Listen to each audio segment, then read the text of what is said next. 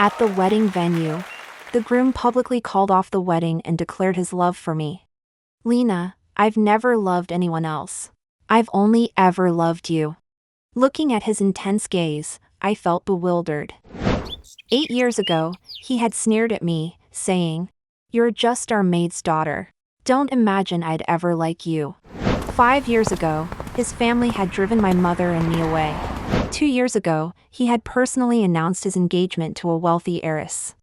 But today, at his own wedding, he was publicly proclaiming his love for me? Who did he think he was? I slowly stood up, looking directly at him. After a few seconds of silence, I said, "Tyler Foster, are you mental?" The wedding venue erupted into chaos.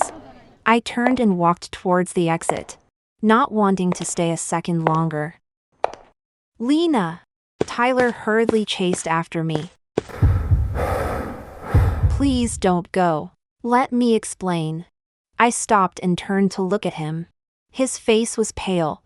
"I truly have always loved you, only you." Hearing this, I suddenly found it laughable. "Tyler, get a grip. You're at your own wedding right now."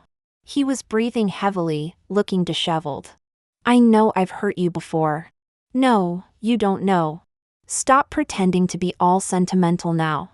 His hand froze in midair. "What you owe me can't be fixed with a simple sorry. You're the last person who has any right to say you love me." With that, I turned and left without hesitation. As I stepped out of the wedding venue, the bright sunlight made me feel a bit dizzy. A black Bentley was parked by the roadside. The window slowly rolled down, revealing Ethan Caldwell sitting inside, looking at me. "Get in," he said calmly, as if he had anticipated my exit. I hesitated for a moment before opening the door and sliding into the car. He started the engine, and after a few seconds of silence, he spoke. I didn't expect him to say those things in such a setting. Neither did I stared out the window with a faint smile. "But it doesn't matter now. It's got nothing to do with me anymore. You must have endured a lot of hardship over the past few years." I remained silent, feeling an inexplicable tightness in my chest. "Actually, I've heard bits and pieces about what you've been through these years." His tone light as if discussing something ordinary. "I admire you for it." My heart skipped a beat. "You know about all that?" "Some of it. You've become quite formidable now." I felt a bit strange, unsure how to respond. After a moment of silence, he seemed to sense my discomfort. "Don't overthink it. I'm just speaking my mind." I relaxed a bit, nodding and casually agreeing. "Yes, I understand." Yet, an odd feeling stirred within me. I sneaked a glance at him. His gaze remained calm and focused on the road ahead.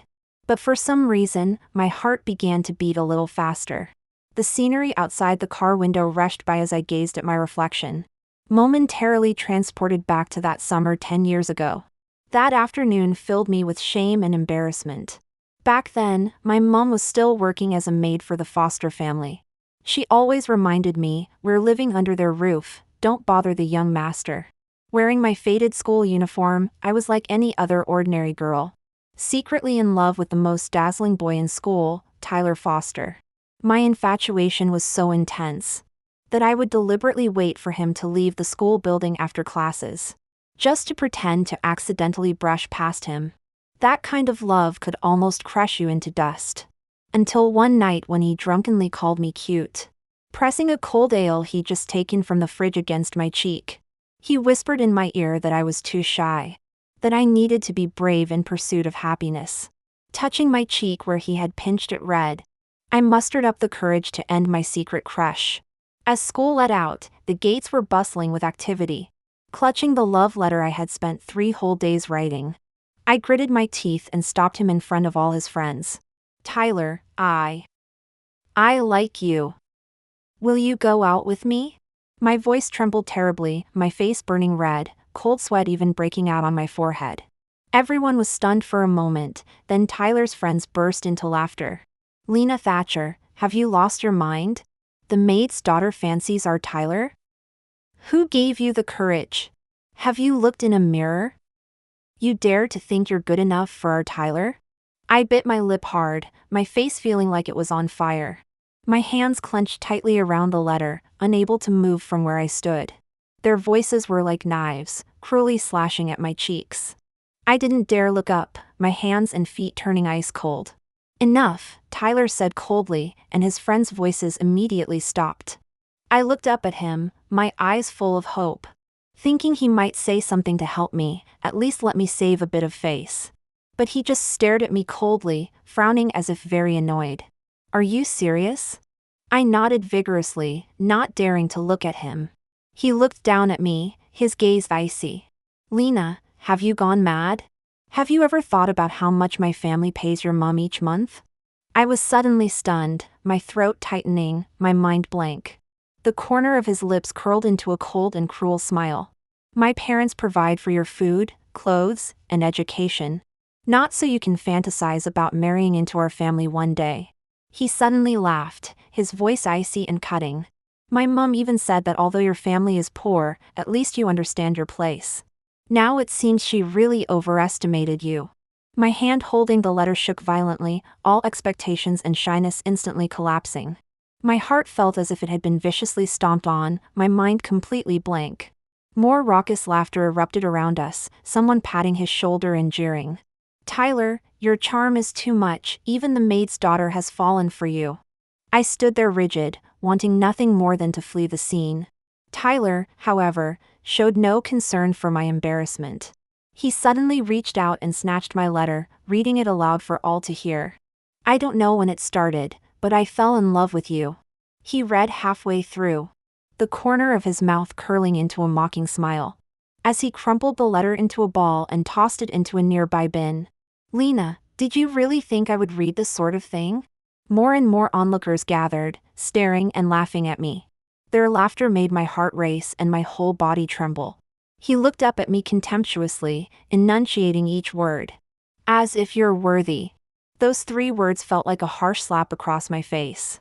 My hands shaking, I held back tears and lowered my head, saying, "I'm sorry, I know I was wrong."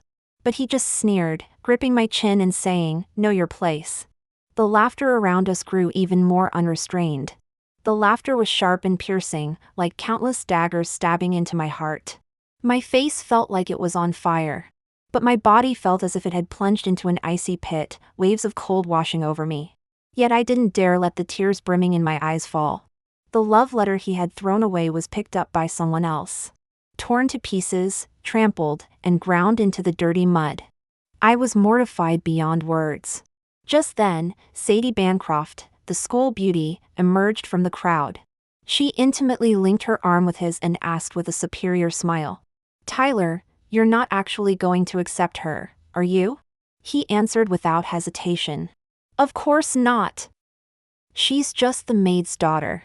No matter how hard she tries, she can't change that fact. She and I will never be in the same world." Sadie playfully punched him, covering her mouth as she laughed. "The maid's daughter truly doesn't know her place." Tyler raised an eyebrow, his tone full of affection. "My darling is so much better, beautiful, and knows how the world works." With that, he didn't spare me another glance, putting his arm around Sadie as they brushed past me. I stood there rigidly, like an abandoned clown, unable to lift my head amidst the laughter of the crowd. At that moment, I learned for the first time what true humiliation felt like. A few days later, I accidentally overheard them on a date at a coffee shop. I heard Tyler laugh to Sadie. "You know that maid's daughter?" I'd never even properly looked at her before, yet she thought she could win me over. The nerve of her. Sadie giggled lightly. "Well, you're just too handsome, darling. You attract all sorts." He smirked proudly. "It's not even interesting. She'd be so easy to get, just a few smiles and she'd be head over heels." I clenched my fists, my heart numb with pain. So this is what it feels like to love someone, so shameful, so mortifying.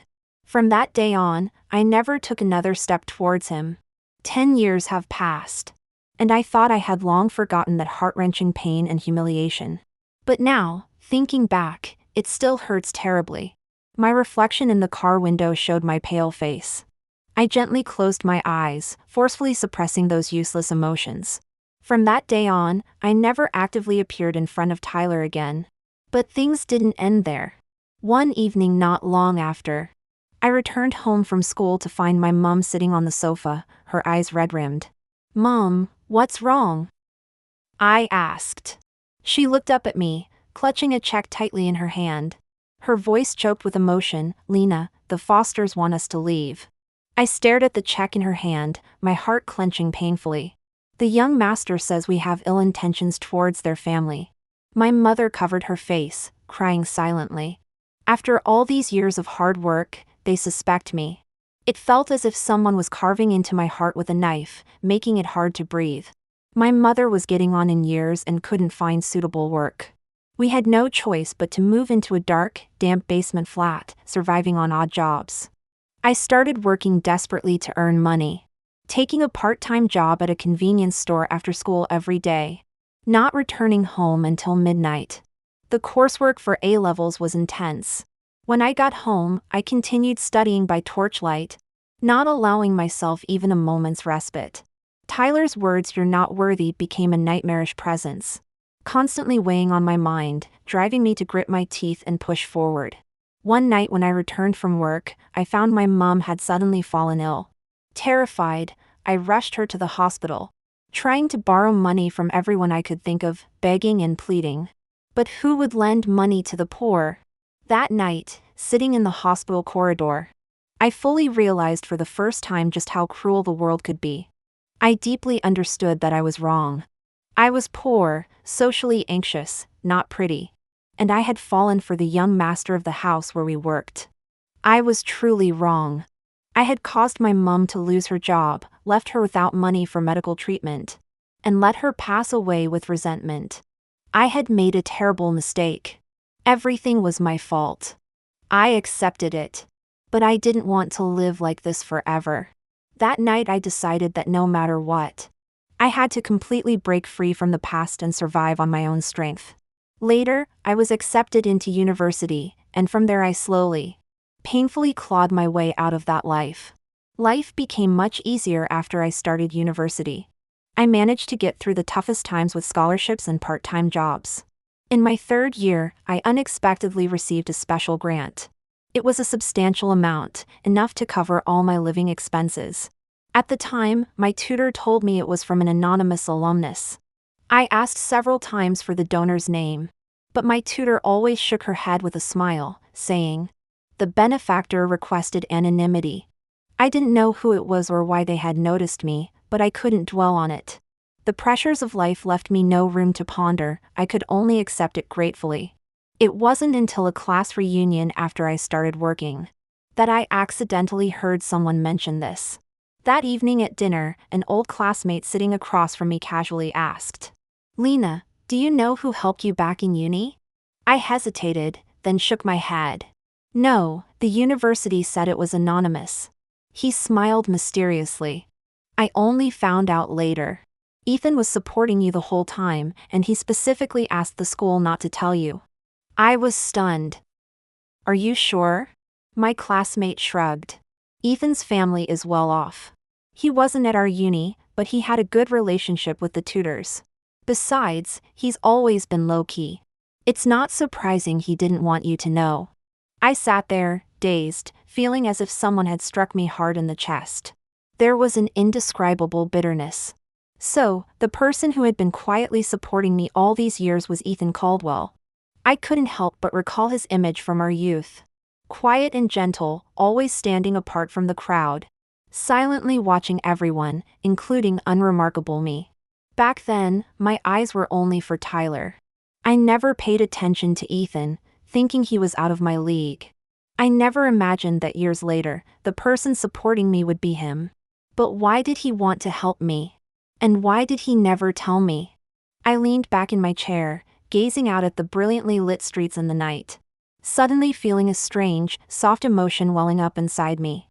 At that moment, I realized that perhaps I hadn't been alone in my struggles all this time. The past is like smoke. In the blink of an eye, so many years have passed. At 2:30 in the afternoon, I walked into the conference room right on time. My assistant opened the door for me, and as I looked up, I saw Tyler sitting across from me, his brows furrowed and face weary with fatigue. The moment he saw me, his expression visibly stiffened. Lena. He began instinctively, then quickly corrected himself. Miss Thatcher, it's been a long time. I coldly pulled out a chair and sat down, opening my folder without bothering to exchange even a single pleasantry. Seeing my silence, he appeared somewhat awkward. I never thought our next meeting would be under these circumstances. Mr. Foster, your time is valuable. Let's get straight to business. I interrupted him, my tone calm and distant. I have other clients to see this afternoon. He paused, sighing softly, seeming a bit embarrassed, but still spoke up. The company has been having cash flow issues recently, and we're being sued by a partner for damages. I heard your firm specializes in these matters. I hope you can take on this case and help us through this crisis. I stared at him, my gaze devoid of any warmth. Mr. Foster, I've looked into your company's situation. To be frank, your problem is quite tricky. The litigation will be time-consuming, and the chances of winning are not high. If we were to take this on, are you sure you can accept our terms? Tyler slightly raised his head, meeting my eyes, his face growing even paler. I know you still resent me. After all, I've made many mistakes in the past, but this time, I truly need your help. I couldn't help but let out a soft, mocking laugh. Mr. Foster, you misunderstand. I never mix personal emotions with work. He frowned, seemingly wanting to explain something. I closed the file and looked at him calmly. This is our firm's contract and quote. If Mr. Foster finds it acceptable, we can continue our discussion. If not, there's no need to waste each other's time. He looked at the contract I handed over, hesitantly taking it. His face showing obvious struggle. After a few seconds, he spoke in an extremely low voice, his tone pleading. Lena, no one else can help me but you. I felt an inexplicable flash of irritation, my expression growing even colder. Mr. Foster, I've already said this. Business is business. There's no need to discuss anything else with me. He opened his mouth, but ultimately accepted the contract wordlessly, lowering his eyes. I stood up and walked out of the conference room without looking back at him once. 8 years, and he finally got a taste of what it's like to be desperate and begging for help. From that day on, Tyler appeared almost daily outside my law firm. Sometimes he'd be holding coffee, other times he'd have pastries I used to love, and occasionally he'd just stand there, staring at me as I came out, seemingly on the verge of speaking but never quite managing it.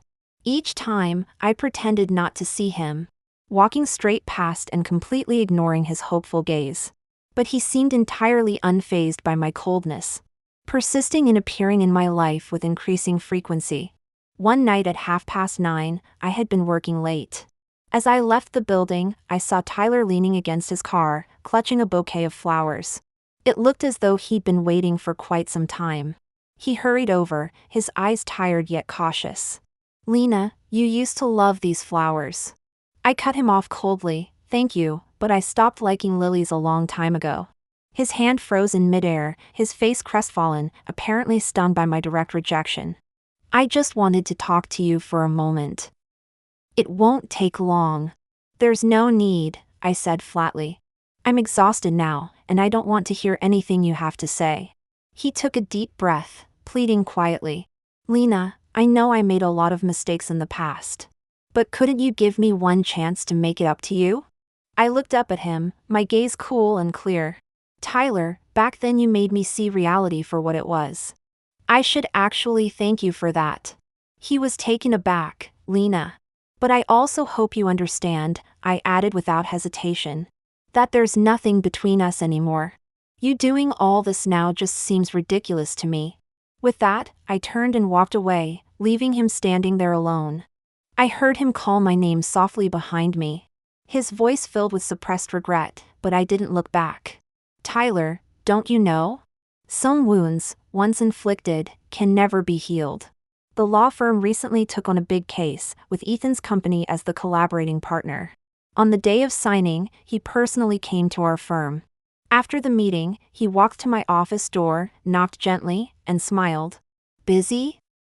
Can we chat for a moment? I nodded, inviting him in. He sat down in the chair opposite me, glanced around my office, and said with a faint smile, "The star lawyer of the firm has quite a simple office."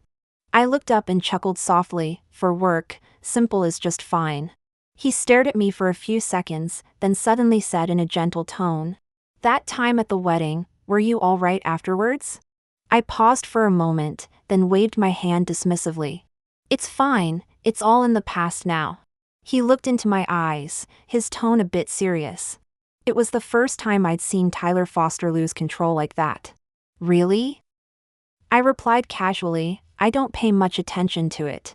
He gazed at me meaningfully. "You never like to tell the truth, do you?" My heart skipped a beat, but I just smiled and didn't respond. He changed the subject, smiling. "By the way, I'm very confident with you in charge of this collaboration project." "Thank you." I closed the folder.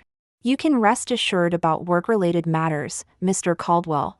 He suddenly leaned in a bit closer, lowering his voice slightly. "Lena, we've known each other for so long. Could you stop calling me Mr. Caldwell? It feels too formal." I was taken aback, feeling a bit awkward. "Then, what should I call you?" He curved his lips into a smile, his expression both serious and friendly. "Ethan. That's what my friends call me." I was silent for a couple of seconds, then nodded. "All right, Ethan."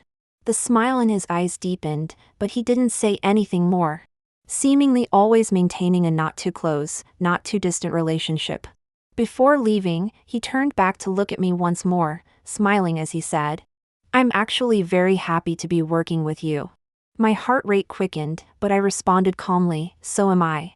After he left, I sat there, staring at the doorway for a while. It was just an ordinary conversation, but for some reason, I found my heart beating out of rhythm. On Friday evening, several project teams from the company gathered for dinner, and Ethan was also invited to join. After the meal, he offered to drive me home as it was on his way. Just as we pulled up outside my flat and I was unbuckling my seatbelt, we heard an urgent knocking on the car window. Turning to look, I saw Tyler staring at Ethan and me, his face dark with anger. "Lena, get out here for a moment," he said, his voice low and clearly upset. I frowned, about to refuse. But Ethan had already opened his door and calmly stepped out, positioning himself between Tyler and me.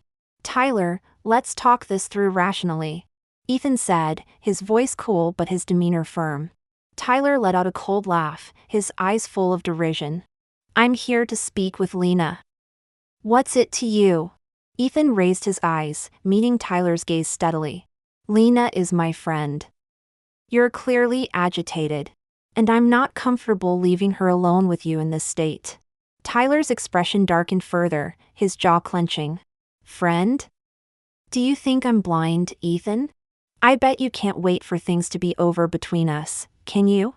Ethan chuckled softly, his tone light. "If you're aware of that, perhaps you should stop pursuing her." Tyler's eyes flashed dangerously. He stepped forward, grabbing Ethan's collar, his voice a mix of anger and humiliation. "Ethan, you've had your eye on her all along, haven't you?" Ethan remained composed, his voice icy. "Let go." I quickly pushed open the car door and moved to separate them. "That's enough, Tyler." He stared at me, his chest heaving. "Lena, you'd rather be with him than give me another chance?"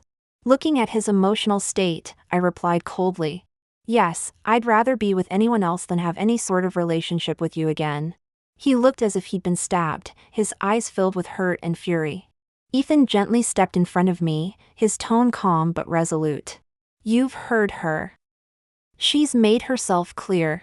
Tyler glared at Ethan for several seconds before suddenly laughing bitterly. "Ethan, you'd better hope I don't find out you have any ulterior motives." "I only have one goal," Ethan said calmly, meeting Tyler's gaze without hesitation. "To keep you well away from her." Tyler's face darkened completely. He shot us one last venomous look before turning and walking away. After he left, I turned to Ethan, feeling conflicted. "I'm sorry for getting you involved in this." He looked down at me with a smile, his expression gentle and sincere. "Lena, I chose to be involved." The next morning, as I walked into the law firm's building, I spotted Tyler standing at the reception desk from afar.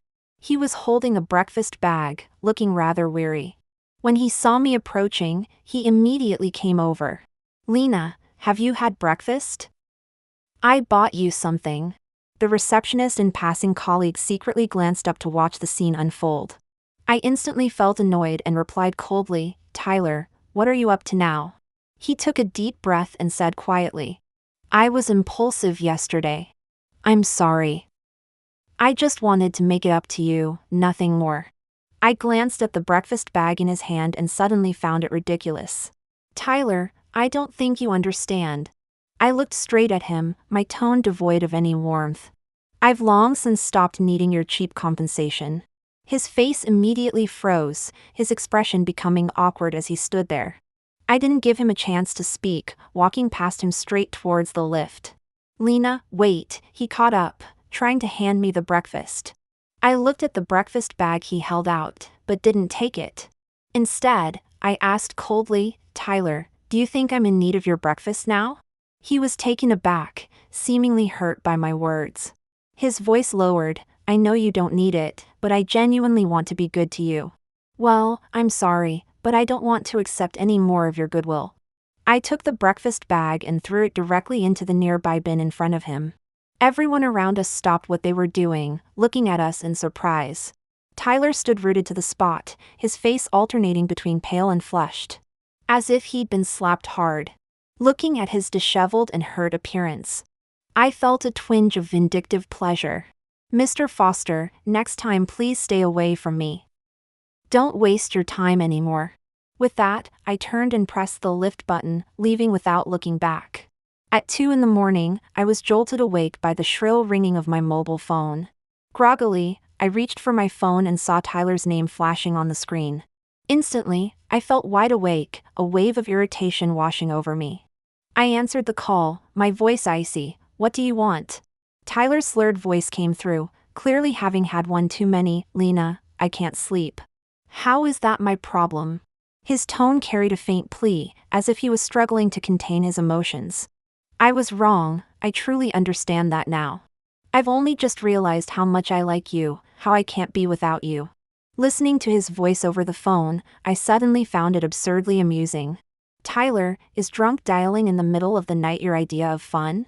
He paused for a few seconds, his voice bitter. "Lena, I really do love you."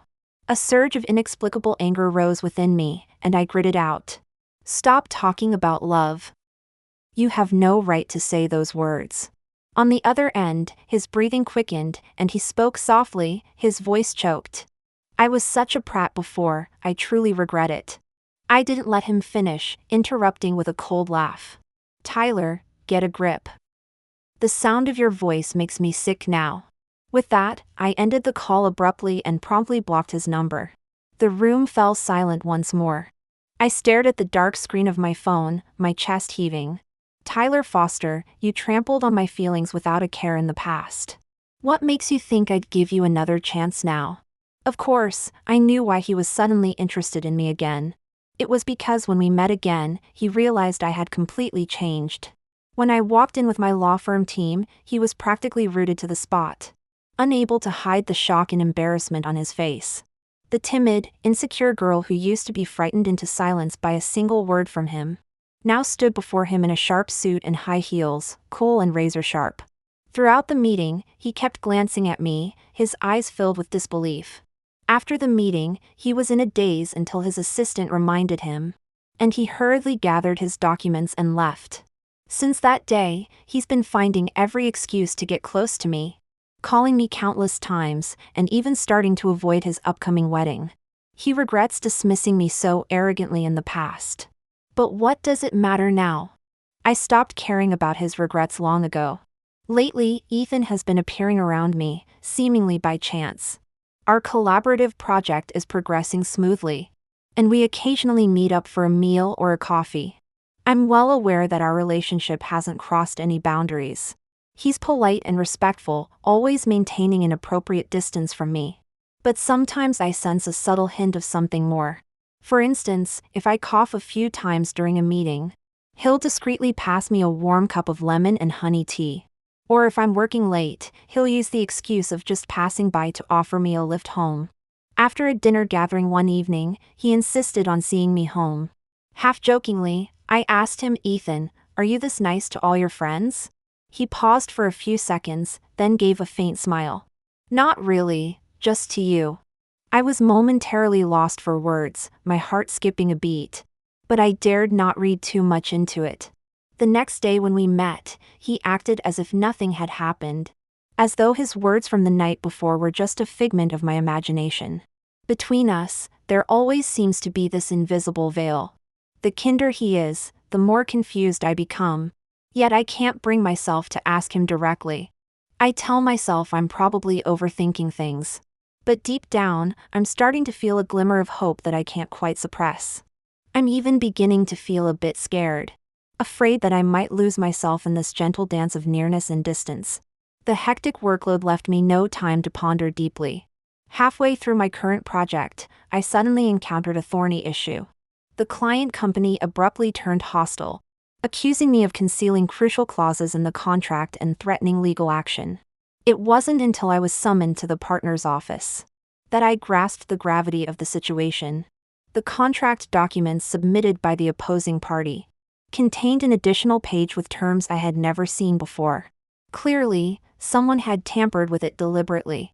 Sitting in the office, staring at the documents on the desk, I felt a chill in my chest, instantly realizing that someone was trying to frame me. Just as I was at my wit's end, Tyler suddenly called. "Lena, don't worry about this. I'll sort it out," he said, his voice betraying unmistakable exhaustion. I furrowed my brow. "What do you mean?" After a few seconds of silence, he spoke softly. "This company has been eager to collaborate with Foster Group for a long time. I've agreed to relinquish some of our interests on the condition that they stop troubling you." I was momentarily stunned, then let out a cold laugh. "Tyler, I don't need you meddling in my affairs." His breathing quickened. "Lena, this isn't a game. If it goes to court, it could seriously damage your reputation in the industry." "That's none of your concern," I told him, enunciating each word. "I'll handle my own problems." "Lena, listen carefully, Tyler," I cut him off, my voice ice cold. "Do you think sacrificing some of your family's interests will move me to forgive your past actions?" He fell completely silent on the other end. I took a deep breath, suppressing my anger, and continued. "Keep your false kindness to yourself. I'd rather fight this in court than accept your charity." With that, I hung up and tossed the phone onto the desk. I stared at the documents before me, my chest heaving violently. I was no longer the girl from 10 years ago who could be manipulated at will. No matter how he tried to make amends now, I would never accept it. The lawsuit never came to fruition. The opposing company suddenly withdrew their claim and voluntarily clarified all misunderstandings. While the issue was resolved unexpectedly smoothly, I couldn't shake off a strange feeling, as if someone had been helping me behind the scenes. Sure enough, a few days later, I heard from a colleague at the law firm that Ethan had privately communicated with the senior management of the opposing company, which led to their decision to resolve the dispute amicably. I took the initiative to invite Ethan out for a meal. He showed up as agreed, his demeanor natural, as if he hadn't given the matter much thought. "Thank you, Ethan," I said, looking at him earnestly. "I heard you were quite helpful with the law firm's situation." He paused briefly, then shook his head with a slight smile. "It wasn't much help, really. Just had a chat with them. That's what friends do." I stared at his calm face, feeling a subtle ripple in my heart. "Didn't you find it troublesome?" He met my gaze, his eyes gentle and sincere. "Lena, friends shouldn't fuss over such things." My heart inexplicably skipped a beat. After a moment, I tried to sound casual as I asked, "Are you this kind to all your friends?" He stirred his coffee, his voice soft. "Not many, just a few important ones." As I looked at his profile, my heart began to race for reasons I couldn't quite explain. At that moment, he looked up and gave me a warm smile. "Don't overthink it. Just let me know if you need anything in the future." I took a sip of coffee to hide the tumultuous emotions within. "All right. The more nonchalant he appeared, the more I felt he was different from others. Yet, I didn't dare to probe further. I wasn't sure if what I felt was disappointment or anticipation. All I knew was that I seemed to be growing increasingly accustomed to his understated kindness. After getting home that evening, I found myself inexplicably unable to sleep. Lying in bed with my eyes closed. My mind was filled with the words Ethan had said to me during our dinner. His gentle smile and the unintentional care he showed stirred up some indescribable emotions within me. Over the past few years, I had gritted my teeth and endured all hardships alone, growing accustomed to my solitary existence. Tyler had once made me understand that relying on others was the most foolish thing one could do. But now, Ethan's simple phrase, "Friends shouldn't worry about such things," had somehow shaken my resolve. I knew very well that he wasn't just an ordinary friend, but I didn't dare to confirm it. In the end, it was my pride getting in the way. Having been trampled into the mud before, I no longer dared to trust anyone easily. Nor did I dare to hope that I truly deserved to be treated with kindness. What if I had misunderstood? What if he was just being friendly, or merely sympathetic? I couldn't bear the embarrassment a second time. I turned over, trying to stop thinking about all those confusing matters. But my mind was filled with images of Ethan's gaze upon me. That gentle yet restrained distance that made my heart ache and feel warm at the same time. I suddenly realized that I had unknowingly become dependent on him, even developing emotions that exceeded the boundaries of friendship. But I also knew clearly that I couldn't easily take that step again. It wasn't long before I heard the news of Tyler's downfall. The Foster family had made a severe miscalculation in their business strategy, resulting in catastrophic losses. The board of directors was furious and immediately revoked Tyler's inheritance rights, completely ousting him from management. Almost overnight, Tyler went from being a highly sought-after heir to a laughingstock in their social circle. The entire industry was abuzz with gossip, saying Tyler was too arrogant and utterly unsuitable to take over the family business.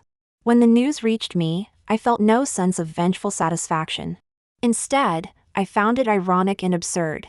One Friday evening, I unexpectedly ran into him outside my office building.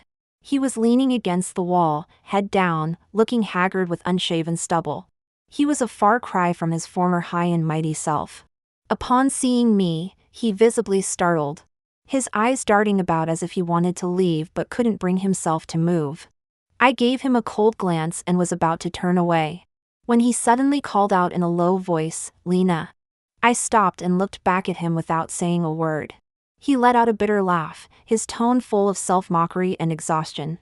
"Seeing me like this now, does it make you feel better?" I was silent for a few seconds before calmly replying, "I'm not interested in kicking you while you're down.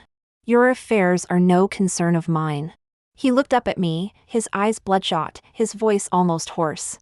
"Lena, I've lost everything. My family, my career, my status, it's all gone." "That's your own problem," I said flatly. "Why are you telling me this?" He stared at me, a sudden hint of helplessness in his eyes. "Lena, you're all I have left now." I felt a sharp pang in my heart, quickly followed by a wave of disgust. "You're wrong, Tyler," I coldly corrected him. "You don't even have me anymore." The expression on his face froze completely, all light seeming to drain from his eyes. I didn't spare him another glance as I turned and walked away. He once thought he'd always be on top. Now that he's fallen from his lofty perch, he finally understands what real pain feels like. But none of that matters to me anymore. A month later, as I was leaving work, the sky suddenly opened up with a heavy downpour. I stepped out of the office building, opening my umbrella and preparing to leave when I suddenly spotted Tyler still standing there. He was soaked to the bone, his hair plastered messily to his forehead, his gaze empty and lost. I froze for a few seconds, about to turn and leave, when he suddenly rushed over and blocked my path, calling out in a hoarse voice, "Lena." His face was frighteningly pale, his eyes red-rimmed, and I couldn't tell if it was tears or rain running down his cheeks. He looked utterly helpless and disheveled. "Can't you give me one more chance? Just one." His voice was almost a sob, his eyes full of pleading. I know I was wrong. I truly, deeply regret it. I gripped my umbrella handle tightly, staring at him calmly. Tyler, some mistakes, once made, are for life. He completely broke down, roughly wiping the water from his face with his hand. Lena, I'm begging you. I can't lose you. I took a step back, my tone cold and resolute, but you've already lost me. His shoulders shook violently, like a child who had lost everything. And he finally crouched down on the rain-soaked ground, sobbing loudly. Rainwater dripped from the tips of his hair as he cried without dignity, his hoarse voice sounding particularly miserable in the rain. But I felt no sympathy anymore. I turned and quickly walked away with my umbrella, never looking back at him again. It was long over between us. In this world, some people, once lost, are lost forever. As I returned home, an inexplicable weariness washed over me. I had just changed into comfortable clothes when my phone vibrated. It was a message from Ethan. I'm back from my business trip, just landed. Heard it was raining today, you didn't get caught in it, did you? The moment I read those words, something tightly wound inside me seemed to loosen a bit. I quickly replied, no worries, all's well. He promptly sent another message. I picked up some cupcakes. If you're not busy, I could drop them off on my way home. I stared at the message, my heart rate inexplicably quickening. After a moment's hesitation, I responded, all right. Half an hour later, I opened the door to find Ethan standing quietly in the hallway, a delicate bag in hand and a gentle smile on his face. I took the bag and looked up at him. Why don't you come in for a bit? He paused, then nodded with a smile. Sure. Sitting on my sofa, he casually chatted about the amusing incidents from his business trip. His manner was relaxed and natural, avoiding any mention of Tyler or inquiring about my low spirits. But I knew he must have heard something. As I nibbled on a cupcake, I found myself blurting out, Ethan, why do people only realize what they've lost when it's too late to do anything about it? He looked up, his gaze steady and sincere. Perhaps it's because we grow accustomed to being loved and forget to cherish it. I fell silent, and he sat quietly beside me, not pressing for more. After a while, I looked up at him. Ethan, do you ever think I'm too much trouble? He suddenly smiled, his tone exceptionally gentle. Never, Lena. You've never been trouble to me. My heart began to race, and I lowered my gaze to avoid his eyes, feeling a surge of emotion I couldn't quite suppress. He had never directly confessed anything, yet every word, every look from him carried a special tenderness and care. The room was quiet. For the first time, I realized that after all these years, I had grown accustomed to his companionship. Suddenly, I found myself hoping that perhaps, in the near future, he might voice the words hidden in his heart. A position at the overseas headquarters of our law firm had opened up, with a 2-year contract. The boss wanted me to take it, and after a day's consideration, I decided to accept. On the day of departure, I was dragging my luggage through the airport to check in, when I saw a familiar figure running towards me from afar. It was Tyler. He looked anxious and flustered, running until he was out of breath. He reached me and blocked my path, panting as he said in a low voice, Lena, please don't go. I stopped and looked at him coldly. What do you want now? He was disheveled, his eyes full of pain and pleading. I know I have no right to ask you to stay, but please don't go so far away. I'm afraid I'll never see you again. I stared at him, silent for a few seconds before speaking. Tyler, where I go is no longer any of your concern. He reached out as if to grab me, but quickly pulled back, his face full of remorse and despair. Lena, I've given up everything else. You're the only person I care about now. I looked at his bloodshot eyes and his undignified state, feeling nothing but cold indifference. Tyler, you once told me that someone like me wasn't worthy of liking you, I said icily. Now you're begging me to stay and love you. Don't you find that ridiculous? He froze, his face turning pale. I didn't give him another chance to speak. I pushed my luggage past him and walked towards the security checkpoint without looking back. Just before I entered, I faintly heard his desperate, broken voice behind me. Lena, have I truly lost you forever? I didn't turn around, but in my heart, I gave him a definitive answer. Yes, you lost me completely long ago. And it's all your own doing. As the plane touched down, I dragged my luggage out of the airport terminal, immediately spotting Ethan standing outside, seemingly having waited for quite some time. I froze for a moment, my heart suddenly racing. What are you doing here? He walked up to me, smiling as he took my luggage, his voice gentle and calm. I was worried you might not have anyone to pick you up after your flight. So I flew over at the last minute. I felt a bit dazed, inexplicably feeling a lump in my throat, and said softly, "You really didn't have to go to all this trouble." He stopped in his tracks, turned to face me, his expression suddenly becoming serious. "Lena, for years you've always said not to trouble others. Shouldering everything by yourself. I've been wondering, is it possible that from now on, you won't have to struggle so much anymore?" I looked up at him, my heartbeat gradually losing its rhythm. "What do you mean?" He paused for a few seconds, his gaze steady and tender as he finally spoke earnestly. "Lena, I've never seen you as just a friend. I've liked you for a very long time." I was completely stunned, my mind going blank in an instant. My chest heaving dramatically, unable to utter a word. He continued in a calm and gentle tone. "But I wanted to respect your dreams, so I never told you before. I didn't want to pressure you or put you in a difficult position." His words were like a gentle tide, gradually engulfing me. Looking into his deep, warm eyes, I finally found my voice. "You should have told me sooner." He lowered his head and smiled, his eyes full of affection and resignation.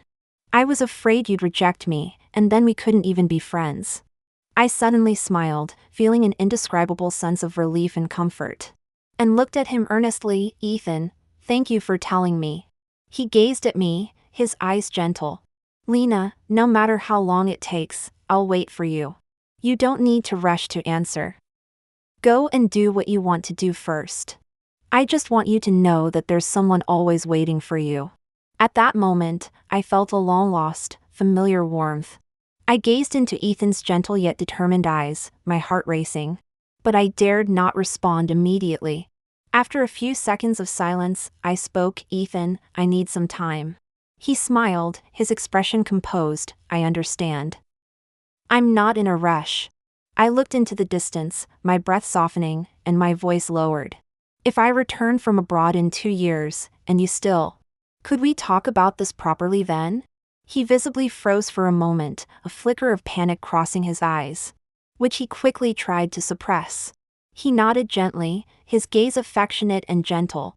"All right. No matter how long it takes, I'll wait for you to come back." I lowered my head and chuckled softly, feeling an unprecedented sense of calm and relief in my heart. 2 years later, I successfully concluded my work abroad and boarded the flight back to England.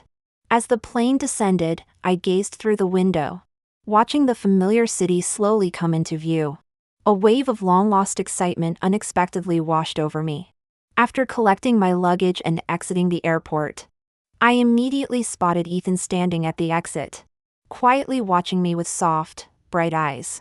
3 years had passed, yet he seemed unchanged, still calm and composed, though with an unmistakable glimmer of joy in his eyes that he couldn't quite suppress. I wheeled my suitcase towards him. He took the luggage, the corners of his mouth turning up slightly. "Welcome home, Lena." Warmth spread through my chest, and I couldn't help but tease him with a smile. "Just happened to be in the area this time as well?" He chuckled softly, his gaze focused and sincere. "No, I came specifically for you this time." I stared into his eyes, feeling my heart rate quicken, reminiscent of that night 2 years ago. He placed the luggage in the boot, then turned to look at me. Suddenly, he asked in a gentle voice, "2 years ago, you said we'd talk when you returned. Does that offer still stand?" My heart skipped a beat. I smiled and replied, "Of course it does." He looked up at me, the smile in his eyes deepening. He opened the car door for me, his voice lowering. "Shall we start now?" I nodded and got into the car, feeling as though a void within me had suddenly been filled. Outside, the sun shone brightly, and familiar streets receded behind us. I turned to look at Ethan's calm, gentle profile. And a thought suddenly bubbled up from the depths of my heart. From now on, I never want to leave again. As the car slowly pulled away from the airport, I caught a glimpse of a familiar figure through the window. Standing at the corner of the street was Tyler.